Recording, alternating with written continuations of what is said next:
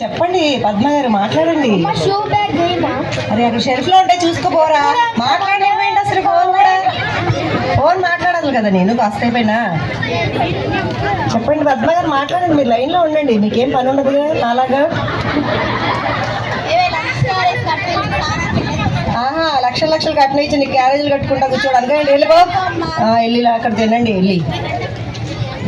చెప్తారు, చెప్పండి. ఎప్పుడు మరి పార్టీ ఎప్పుడండి? ఎక్కడ? మళ్ళీ మీరు ఒక తగలడ్డారా నాకు? పొద్దున్నే తెల్లారిందా తినడానికి? వెళ్ళి కూర్చోండి, వస్తున్నాను, వెళ్ళండి.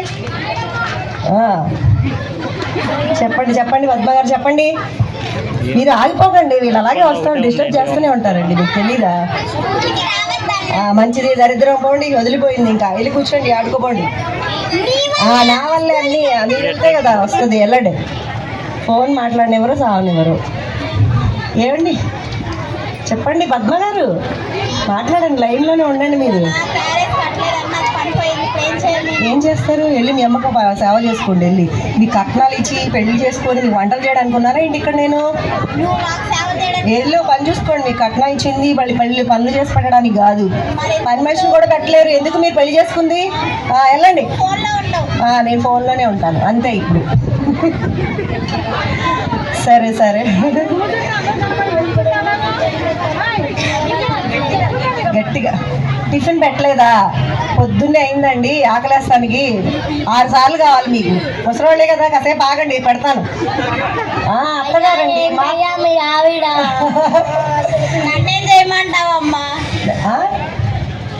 కూర్చోండి, పెడతాను, కూర్చోండి.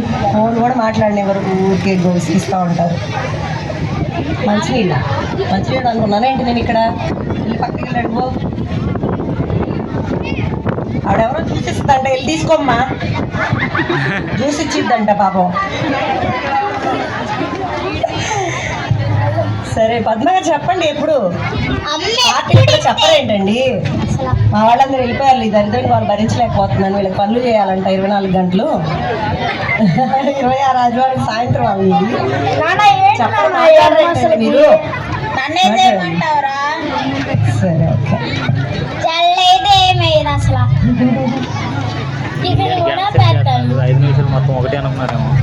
సరే ఫోన్తోనే సరిపోతుంది. నన్నేం చేయమంటారు? నాకే వండి పెట్టట్లా.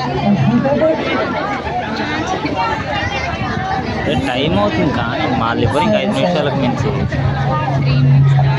అదే అంటుంది. ఏంటి చెప్పండి, ఏంటమ్మా నువ్వు అసలు రోజు క్యారేజీ కట్టవు, షూ ఎత్తుక్కోమంటావు, బ్యాగ్ ఎత్తుక్కోమంటావు. అందరికి ఎత్తుకు పెట్టడానికి నేను ఇక్కడ ఖాళీగా లేను. మీకు సేవ చేయడానికి ఏం లేను నేను ఇక్కడ. మీ డాడీ ఉన్నారు, మీ నాయన ముందు చేయించుకోండి వెళ్ళి. అది మా దరిద్రం ఫ్యామిలీ. ఇదమ్మా ఇలా ఉంటుంది మా దరిద్రం. ఇంకా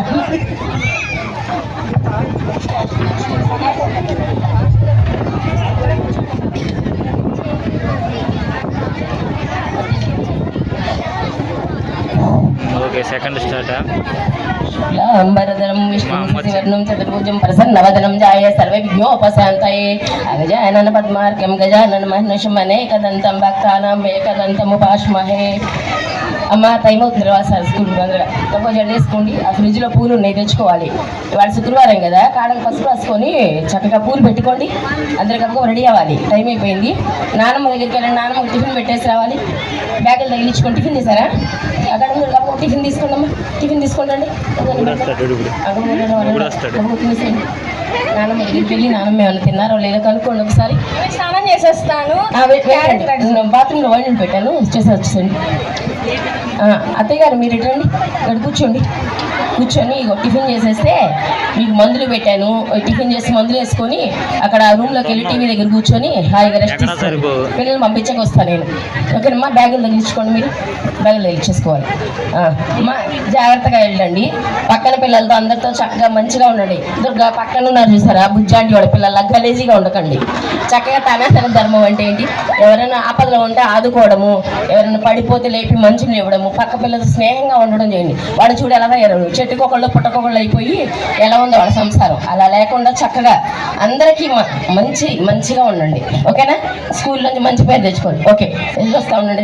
ఒక నిమిషం రండి, మా స్కూల్కి వెళ్ళిపోండి. రావాలి. అత్తయ్య గారు అయిపోయిందా మీది? అయిపోతే మీరు ఆ భగవద్గీత తీసుకొని కొంచెం చదువుకొని సాయంత్రం పిల్లలకు 2 శ్లోకాలు నేర్పించండి. మీరు అటు ఇటు తిరగండి కొంచెం వేసి వాకింగ్ చేసినట్టు.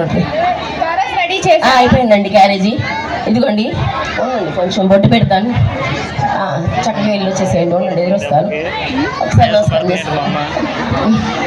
వెళ్ళి చేయండి. బాయ్ అండి. బాయ్ బాయ్ అండి. అత్తయ్య గారు మీరు రెస్ట్ తీసుకోవాలి ఇంకాసేపు. కాఫీ అందాతారా? వద్దమ్మా, కాసేపు పడుకోండి. ఓకేనా? నేను పూజ చేసుకుంటానండి.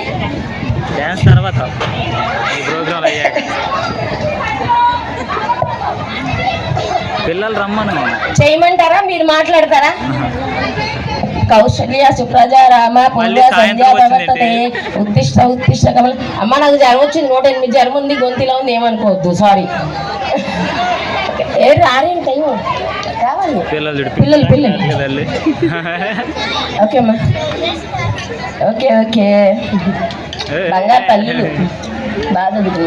సాయంత్రం అందరం మనం బయటకు వెళ్తాం. డాడీ వచ్చిన తర్వాత స్నానాలు చేసేసి అక్కడ స్నాక్స్ పెట్టండి, తినండి. ఈ లోపు నానమ్మ కూడా పెట్టండి, కొంచెం లేపు నానమ్మని తీసుకెళ్ళండి. ప్రమోషన్ వచ్చి వెరీ గుడ్ అండి, బాగా చేశారు. వాళ్ళ పిల్లలు కూడా పని చేస్తే అట్లా బాగా వచ్చినాయండి. అమ్మ రావాలి, మీరు కూడా వెళ్ళి రెడీ అయిపోండి, అందరం కలిసి బయటకు వెళ్దాం చెప్పి పిల్లలకి.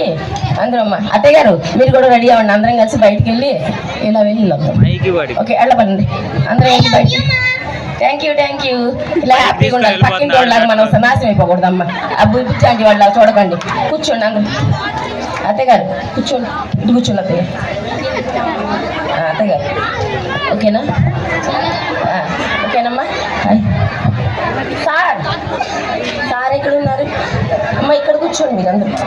చెప్పని ఇది ముందు అసలు అమ్మ సాయంత్రం పూట పడుకునేటప్పుడు ఓం నమ శివాయ అనే మంత్రాన్ని 5 సార్లు చదువుకొని పడుకోండి. పొద్దున్నే లెగ్గానే 2 చేతులు కళ్ళు చూసుకొని భూదేవి మాతకు దండం పెట్టుకొని ఓం నమో నారాయణ అనుకుంటా పైకి లెగాలి. ఓకేనా? కూర్చోండి. సార్ రావాలి సార్. అలా మనం సనాతన ధర్మం అనే దాన్ని మంచిగా మనం ఉంటే మన వెనకాల దేవుళ్ళు పెద్దలు గురువులు దీవెనలు రావాలమ్మా. మనందరికి ఆశీస్సులు అందరికీ ఉంటాయమ్మా. సార్ మమ్మల్ని దీవించండి సార్, మా గురువు గారు. ఓకేనమ్మా, పడుకోండి, అందరూ పడుకోండి. ఓం నమ శివాయ అనుకోండి. Right sir. అమ్మ అమ్మవారు ఎక్కడ ఉన్నారు? అమ్మవారు కూడా రావాలి, అమ్మవారి దీవెనలు కూడా కావాలి కదా. ఓకేనండి. ఓకే, మా స్కిట్ని ఇంత ధన్యవాదాలు, చక్కగా చూసినందుకు ధన్యవాదాలండి. తెలుసో తెలియగా తప్పు చేసి ఉంటే మమ్మల్ని క్షమించండి. ఓకేనా?